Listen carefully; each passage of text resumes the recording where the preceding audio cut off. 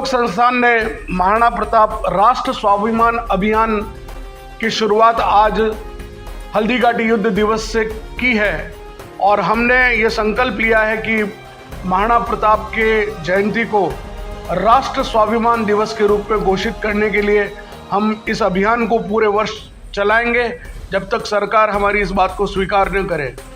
18 जून को हल्दीघाटी युद्ध, जिसे खमनोर युद्ध के रूप में जाना जाता है, कर्नल जेम्स टॉड ने जिसको थर्मोपल्ली ऑफ इंडिया बोला है, उस महान युद्ध को भारत के इतिहास में नहीं विश्व के इतिहास में एक बहुत महत्वपूर्ण स्थान प्राप्त है।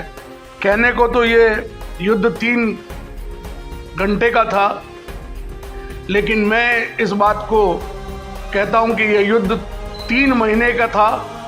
जून में प्रारंभ होकर जुलाई, अगस्त और सितंबर के महीने में जब मुगल सेनाएं गोगुंदा से भागने के लिए मजबूर हुई, वे घोड़े का मांस खाकर, कच्चे घोड़े का मांस खाकर, आम खाकर, और जब रसद के सारे रास्ते प्रताप ने बंद कर दिए तो मानसिंह की सेना मजबूर होकर यहाँ से भाग खड़ी हुई।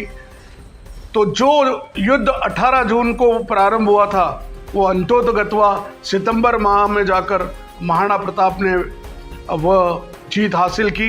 इसलिए हल्दीघाटी के विजेता के रूप में हम महाराणा प्रताप को हम न सिर्फ ऐतिहासिक रूप से बल्कि प्रामाणिक रूप से हम ये सिद्ध करना चाहते हैं कि हल्दीघाटी का विजेता अगर कोई था तो वो महाराणा प्रताप थे। और इसीलिए पूरे देश में ये आलोक का एक और विनम्र प्रयास है।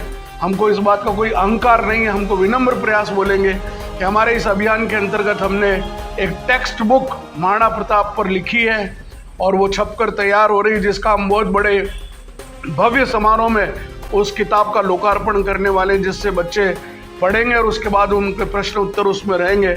हमारा आलोक इंटरेक्ट फतेहपुरा इस दिशा में प्रयास करता रहता है। इसको हम अब राष्ट्रीय स्तर तक पहुंचाने का प्रयास करेंगे। आज हल्दीघाटी युद्ध दिवस की आप सभी को राष्ट्र स्वाभिमान दिवस की शुभकामनाएं देते हुए आइए हम हल्दीघाटी के महान योद्धा, हल्दीघाटी युद्ध के विजेता महाराणा प्रताप को नमन करें। जयकारे के साथ ही हम पुष्पांजलि अर्पित करेंगे। महाराणा प्रताप की जय। मायड़ थारो